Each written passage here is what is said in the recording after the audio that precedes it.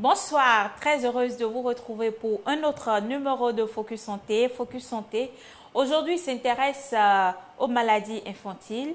C'est notre sujet du jour et je vous invite à vous installer confortablement car notre invité aussi est très bien installé.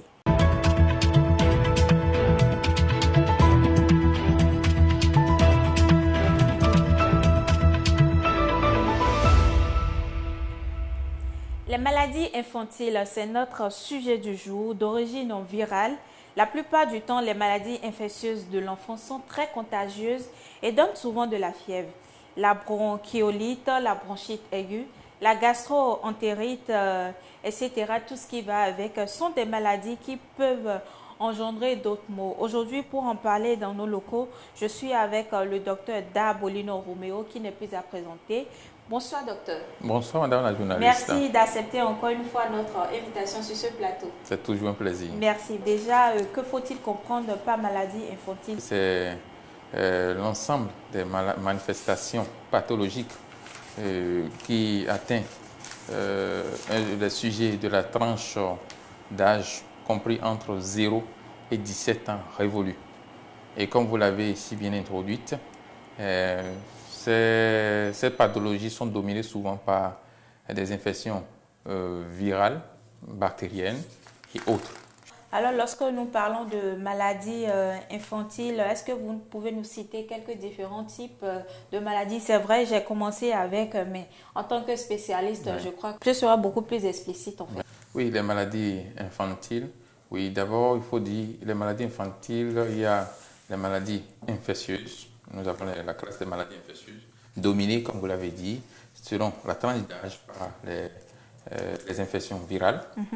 En deuxième lieu, les infections bactériennes, parasitaires, fongiques, ainsi de suite. Mais la principale infection qui embête les enfants, c'est les infections d'abord virales qui peuvent être se surinfecter.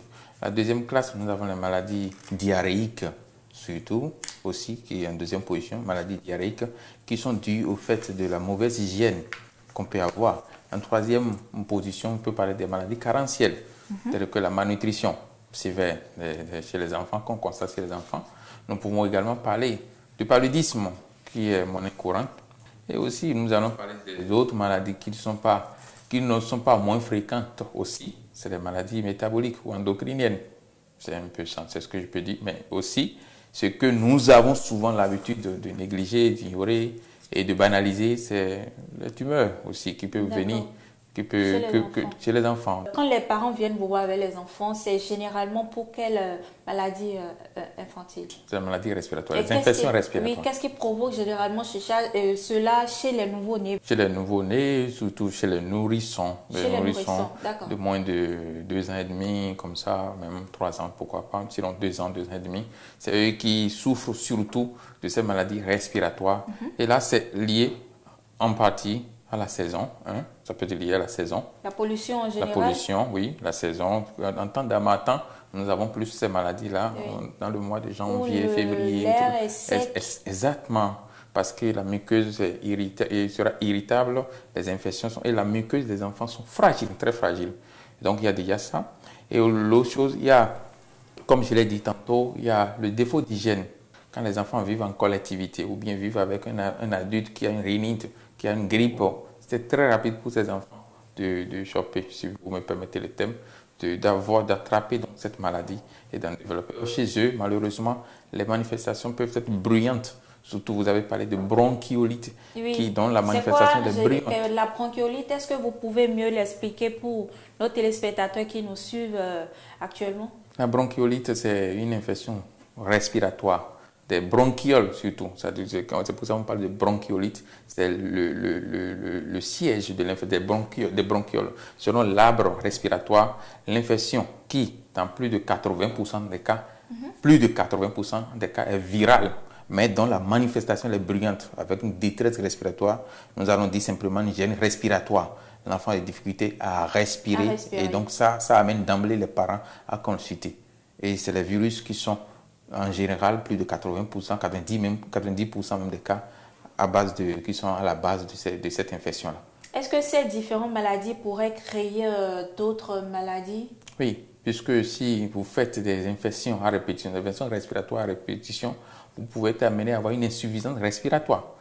Donc ça revient au médecin selon l'évolution de la détresse respiratoire, des infections respiratoires qu'il a eu avant l'âge de 2 ans. Il dit, ah, cet enfant, attention, c'est un asthmatique. Non, les parents sont des terrains atopiques.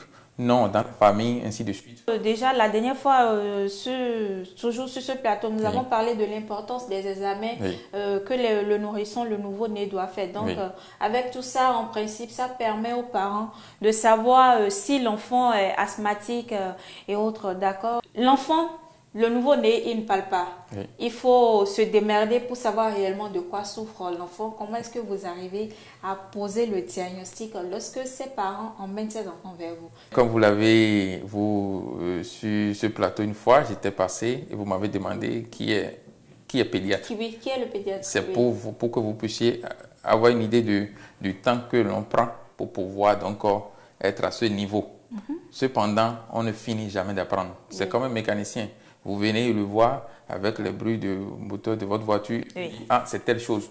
Sans que nous, propriétaires de voiture, nous ne sachions quoi dire de ça. Donc, c'est pour dire, c'est un savoir-faire qu'on apprend et on sait à travers tel signe, tel signe, tel signe, on peut le savoir. Ça vous permet facilement de poser le diagnostic pour l'enfant. Oui. Maintenant, en plus de l'examen clinique, il y a les examens paracliniques, c'est-à-dire les examens sanguins, radiologiques qui peuvent renforcer, nous conforter dans le diagnostic pour dire oui, c'est telle pathologie dont souffre le nouveau-né. Le nouveau-né. Alors, docteur, la varicelle, la rougeole, on en parle.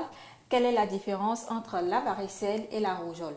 Varicelle, rougeole, rubéole, c'est des infections virales qui sont d'une sévérité pas à négliger. Est-ce qu'il y a des symptômes qui annoncent la venue de ces maladies-là? Parce que généralement, c'est de petits boubouis qui apparaissent sur le corps, qui font très mal. C'est une fièvre éruptive, une fièvre qui est associée à l'apparition des lésions sur le corps. Et selon la caractéristique des lésions, selon le siège de départ des lésions, on peut dire ça c'est la varicelle, ça c'est la rougeole et ça c'est rubéole. Pourquoi? Parce que en plus de ces 2 signes, d'autres peuvent démanger. On peut avoir une prurite associée, ça gratte beaucoup. Ça gratte beaucoup et ça peut laisser des croûtes, des lésions. Et ces lésions-là peuvent s'étendre à d'autres parties du corps. Donc, ça revient au médecin de faire la part des choses selon les caractéristiques. Pour dire ça, c'est la rougeole. Non, ça, c'est varicelle. Qu'est-ce qui est à la base de l'apparition de ces petits bobos-là? Moi, je suis vraiment curieuse de le savoir. C'est les manifestations du virus que vous avez chopé. Surtout avec la rougeole, c'est dangereux parce que les complications que ça peut avoir peuvent être d'ordre respiratoire et donc qui sont très très très graves. Donc ça a une atteinte respiratoire, atteinte muqueuse même parfois. Les muqueuses, on peut avoir des lésions sur les muqueuses et atteinte respiratoire. Et donc la manifestation qui est beaucoup plus en exergue, c'est la manifestation cutanée avec la fièvre qui est là et qui embête vraiment. Surtout avec la varicelle, ça gratte beaucoup. Ces enfants-là qui sont atteints de rougeole, rubéole, varicelle et autres, comment est-ce que vous arrivez à les traiter? Généralement, c'est un traitement symptomatique, puisque j'ai dit c'est une infection virale. Des antibiotiques? Non. Non. A priori, s'il n'y a pas une surinfection, il n'y a pas d'antibiotiques. C'est un traitement symptomatique. Quand je parle de traitement symptomatique, selon que l'enfant présente des prurites, selon que l'enfant a une gêne respiratoire, selon les lésions cutanées, on prend soin de ces lésions-là. On gère également sa fièvre parce que si la fièvre est très élevée, l'enfant peut commencer par convulser et avoir d'autres problèmes et on va commencer par se perdre va avoir une errance diagnostique. Et vous allez à l'hôpital, on vous pose la question de savoir si vous avez, au cours de votre enfance, souffert de certains maux. L'oreillon, rougeole. La rougeole, c'est pour qu'on puisse s'assurer que l'enfant a une immunité qui est secondaire donc à la maladie qu'il a eu à réaliser. C'est comme la varicelle. On dit souvent, quand vous faites la varicelle, vous êtes en quelque sorte immunisé contre la varicelle. Donc on dit, est-ce que vous avez fait la varicelle une fois? C'est pour savoir. Parce que le fait à l'âge adulte, c'est encore grave. Ah bon? Le fait quand vous êtes plus jeune, c'est bon, mais le fait à l'âge adulte, les manifestations sont graves. Vous comprenez? Donc, on peut poser ces questions pour savoir surtout, mais on pose généralement ces questions lorsqu'on est en face d'un adulte ou bien d'un enfant d'un certain âge qui donc présente certains signes comme lésions cutanées qui simulent, qui ressemblent à la varicelle. C'est pour ça. Donc, les questions sont orientées selon ce qu'on recherche, selon ce que le médecin recherche. Alors, c'est quoi la gastro-entérite? La gastro-entérite, on a dit gastro, on a dit entérite. Donc, c'est une infection du tube digestif qui se manifeste par les vomissements et la diarrhée. Rien à voir avec le ballonnement du ventre de l'enfant? On peut avoir un ballonnement du ventre de l'enfant avec la gastro-entérite. Exactement, du moment où c'est une infection qui peut être bactérienne comme virale. Donc, la présence d'un microbe au niveau du tube digestif et donc qui crée des dégâts qui peuvent être vomissements, dont les manifestations se résument en vomissement, diarrhée. Oui, voilà, justement, c'est pour ça que je vous posais la question, parce que tout au début, vous avez parlé de la diarrhée, etc. et tout. Et c'est pour ça que je pose la question sur la gastro-entérite. Donc, ça se manifeste pas la diarrhée, les vomissements et autres. Oui, allez-y. La fièvre également. Et avec le temps, si rien n'est fait, l'enfant va se déshydrater, parce que c'est la première complication des gastro-entérites. L'enfant qui fait de la diarrhée va se déshydrater. Il va rentrer en hypoglycémie. Ce mal dure généralement pendant combien de temps? Ça dépend de la prise en charge. Et si vous me permettez, devant la gastro-entérite, il y a une attitude que nos mamans doivent avoir systématiquement. Surtout quand l'enfant ne vomit pas et c'est une diarrhée uniquement. Donc, ce qu'on appelle les solutions de réhydratation. Oracel. Est-ce que Oracel existe encore dans nos pharmacies aujourd'hui? Toujours, ça existe toujours, oui.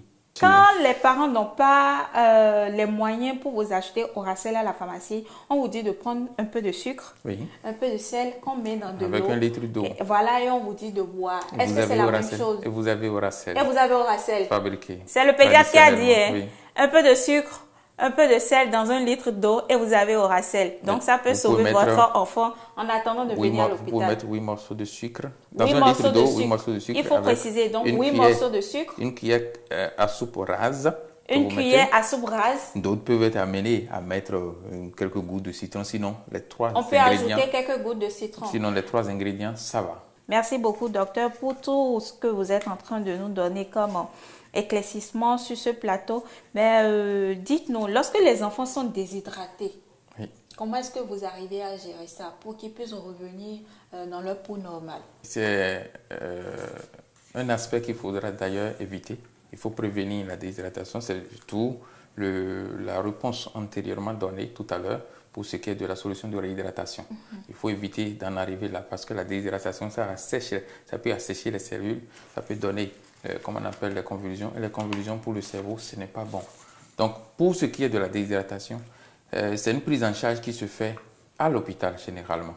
Parce qu'un enfant qui est déshydraté, donc là, vous aurez constaté, il est fatigué et il a des difficultés au départ. Si la déshydratation s'installe, il a une avidité à boire. Il veut boire de l'eau. Quand il voit l'eau, il a envie de boire. Les lèvres sont sèches.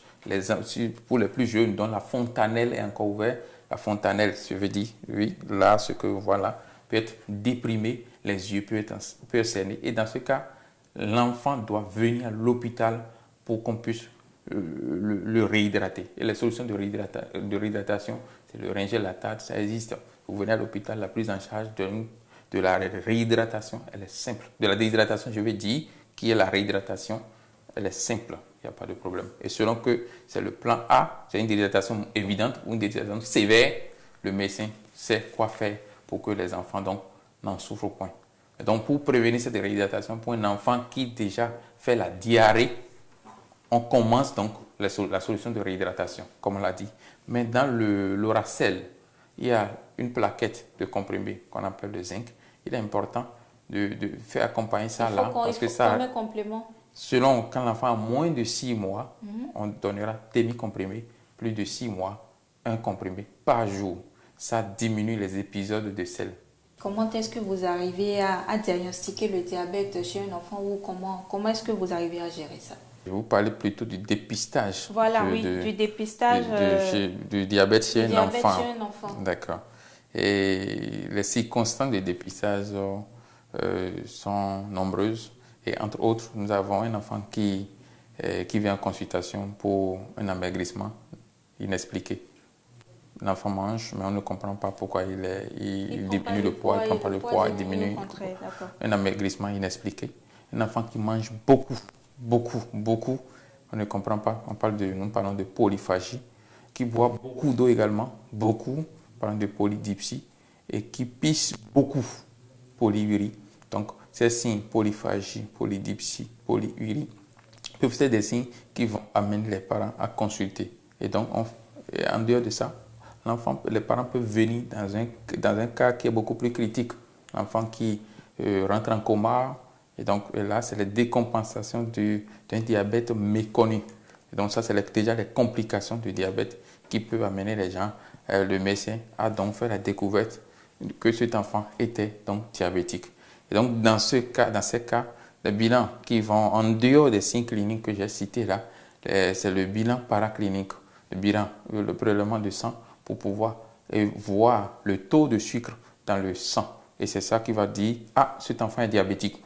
En dehors de ça, on peut être amené à analyser les urines pour voir si le sucre passe dans les urines. Entre-temps, j'ai oublié, l'enfant peut uriner et on va constater que l'urine a fait des mousses avec donc, des mouches qui se posent dessus.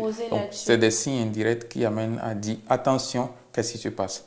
Maintenant, un enfant qui prend du poids, qui est en surpoids, on peut être amené dans les bilans, entre autres, demander une glycémie et on peut tomber donc sur une hyperglycémie. Donc, ce sont les quelques circonstances de découverte pour pouvoir dépister donc le diabète chez les enfants. Quand vous remarquez cela, vous orientez maintenant cet enfant et ses parents vers le spécialiste, c'est-à-dire vers le diabétologue.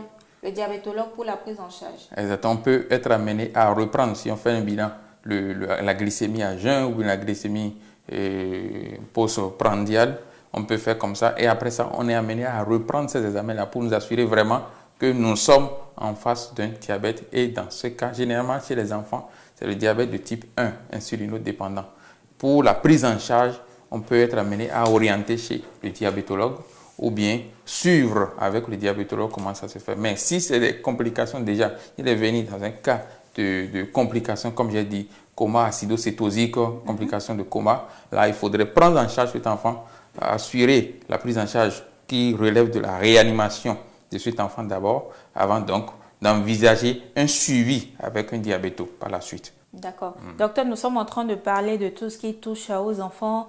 Nous avons des enfants qui ont l'habitude de faire pipi au lit. Je me permets de le dire en ces termes simples pour permettre à nos téléspectateurs qui nous suivent. Est-ce que c'est aussi une maladie, le fait d'uriner au lit? Non. Généralement, on apprend à l'enfant à se lever la nuit, mais la dernière fois, le diabétologue nous faisait comprendre que c'est anormal de se lever la nuit pour faire pipi. Mais moi, je me suis posé mille et une questions. Et déjà, à partir de quel âge l'enfant, normalement, ne doit plus uriner au lit? Merci, madame la journaliste. Selon l'âge, faire pipi au lit n'est pas une maladie. Mais après l'âge de 2 ans, l'enfant acquiert ce qu'on appelle la propriété. Commence par avoir ce qu'on appelle la propriété. Bien sûr. Avant 2 ans, il n'y a pas de raison que l'enfant ne fasse pas pipi au lit, encore qu'on lui met des couches. Donc après 2 ans, on se dit il faut éduquer l'enfant petitement à avoir ce qu'on appelle la propriété, une hygiène. Pour savoir qu'on ne fait pas pipi au lit, il faut faire. Donc c'est ce qui justifie le fait que les parents, à un moment donné, essaient de réveiller, d'éduquer l'enfant donc à se réveiller spontanément pour faire pipi au lit. D'accord. Docteur, les maladies de la peau, il existe des maladies dermatologiques comme la gale et les verrues, je crois bien que c'est ça, l'eczéma atopique, etc. Un mot par rapport à ça, les maladies de la peau? Donc, les maladies de la peau sont d'origine fongique, c'est les champignons qui sont à la base de ça. Les bactéries aussi peuvent être à la base de ça. Quelquefois aussi, les virus peuvent être à la base de ça. Et donc, c'est une agression de la peau, comme vous l'avez dit, c'est une agression de la peau. En parlant de la peau, mis à part tout ce que je viens de citer, il y a les allergies. Oui. En ce qui concerne l'alimentation de l'enfant, est-ce que vous arrivez déjà dès la sortie, dès la naissance de l'enfant, à dire aux parents que l'enfant est allergique à ci et ça, ou bien il faut du temps pour pouvoir s'en rendre compte? Il faut du temps et il ne peut pas le dire. Un enfant, un nouveau-né, ne peut pas à ce niveau déjà dire que l'enfant peut prendre temps ou temps. Parce que ce qui est recommandé chez un nouveau-né, c'est l'allaitement maternel exclusif, sauf contre-indication absolue. Donc après, à la phase, après 1 mois, comme comme nous le savons déjà, c'est l'allaitement maternel à la demande avec la diversification.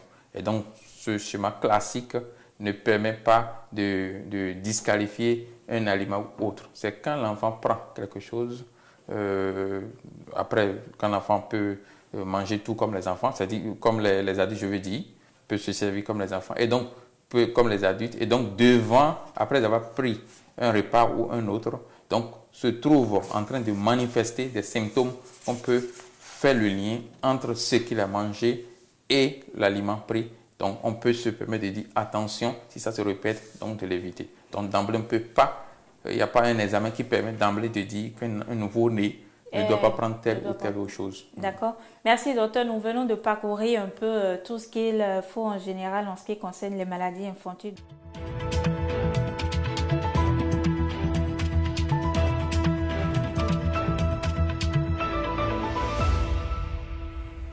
Nous sommes presque à la fin de cet entretien. Docteur, quel conseil donnerez-vous à tous ceux qui nous suivent en guise de conclusion, bien sûr? Je ne cesserai de le répéter.